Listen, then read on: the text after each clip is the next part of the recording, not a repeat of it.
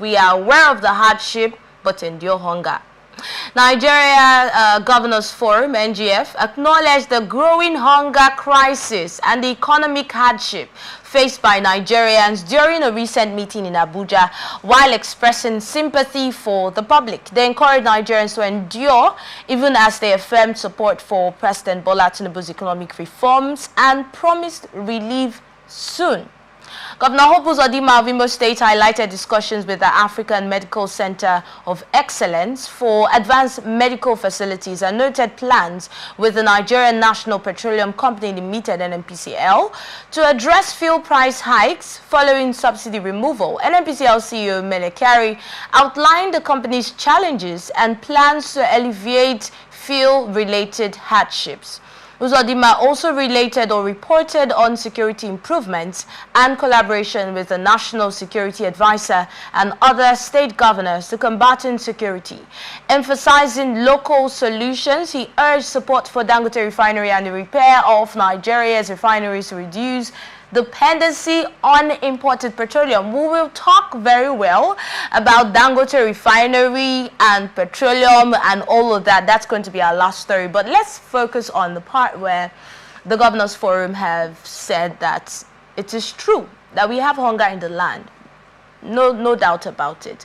But they believe strongly in the presidential reforms, and they have promised Nigerians that soon enough we would have relief. Mazi, is this something you agree with?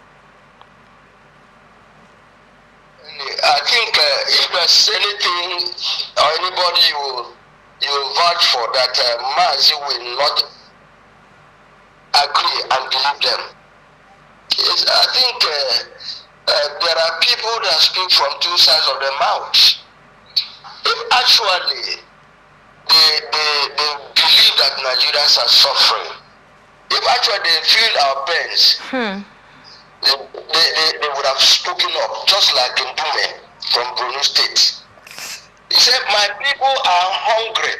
How many of the states governors have come out openly to say, of a truth, my people are hungry. Let's do something. Let's do something. Do you know why? Because of the removal of the fuel subsidy, they are now enjoying to the banks. They are now getting much more money. How? How is that possible, Mazi? How is that possible? Tell us how. The federal allocation, how much is it? The state governors are not happy. There was a state governor. Is it Bauchi or no? I think Plateau State Governor. Sometimes I can't remember the particular state governor who said, "Of a truth, they are getting much money now." But they consider it that you can't compare when during the time of Buhari, when dollar was per dollar, far better than now. So when the governor said that what do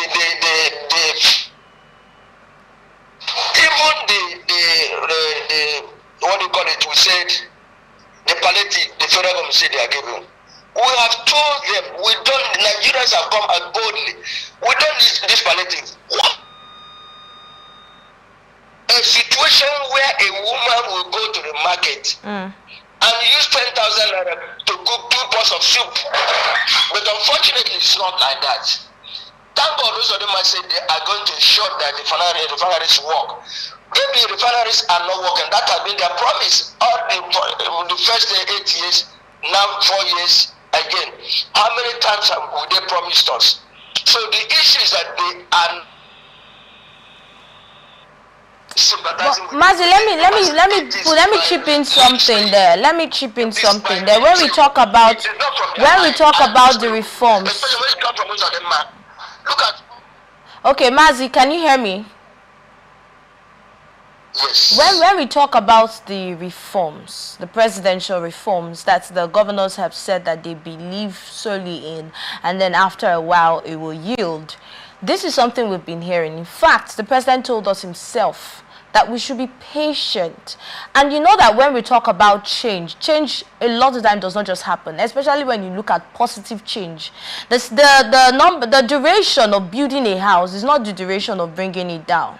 It's easier to bring it down than to build it.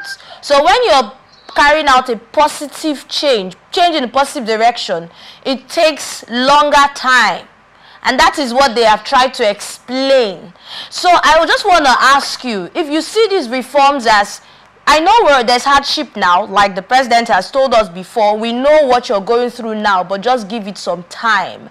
Do you agree that after a while, these reforms, there'll be relief for Nigerians and we'll begin to see the positivity in some of these decisions of the presidency? How many times? What is the evidence? I agree with you that what is important is not the beginning of a thing. What is important is the end result. But in a situation where very few people suffering of the masses, this policy you are talking about, everybody, including international community, said, look, it is anti-masses, anti the people. You cannot say you are bringing a reform that 50% of the people are dead, hungry. There are rioting. See, during the time of protest, you see what happened in the north. You see what happened in the north. All over. How much is a bag of rice now? The minimum wage is 70,000. How do you say about it? And this, apart from the school fees, how many people can afford school fees? The reform you are bringing, agreed, reform is necessary. Change is important. What is constant is change. But then it should not be at the extreme detriment of your people. Okay. But then, like I used one analogy last time about Rehoboam and Jeroboam. Rehoboam was the son of Solomon. Solomon ended badly anyway. When his son came on board, then he called the elders. Jeroboam came. I said, your father treated us badly. He paid us with whip. He increased our taxes. But then if you want us to be your subject, if you want us to be your sons and daughters, you reduce all these things. Rehoboam said, okay, I've had you. He now went to the youth and asked them, youth said, tell them if your father had beaten them with whip, you beat them with scorpion. That is what is happening. The masses are hungry. Yeah. You said you are building the lifestyle of our leaders, the lifestyle of these people, sending us to a situation to endure, does not translate, does not correspond with what they are telling us. Okay. They are living in abundance. While the people, the masses that elected them, actually or allegedly elected them, are suffering. You want them to, how can they believe you? You cannot, a father cannot say a son or his children, believe me, there's hunger, there's no money here today. Tomorrow, the son or the children sees the father bringing in cars and things like that. It will discourage them. There's no time these children will believe. Yes. So what we are saying is, reform is necessary. Transformation is important. Change is necessary. But let it not be at the detriment of the masses. Some of us cannot pay school fees for our children. Some poor women are poor. There are people dying on the road. People have become beggars. Are you not aware that people are beggars? And afraid that you is a beggar. What type of reform is that? So we are saying, why you carry this reform? It should be a systematic, gradual process, not imposing everything. All right. So the World Bank has disassociated themselves that we did not ask him to remove the subsidy. It was a domestic decision. That's the IMF. Who is advising them? All right, Mazi, thank you so much for your thought on that one.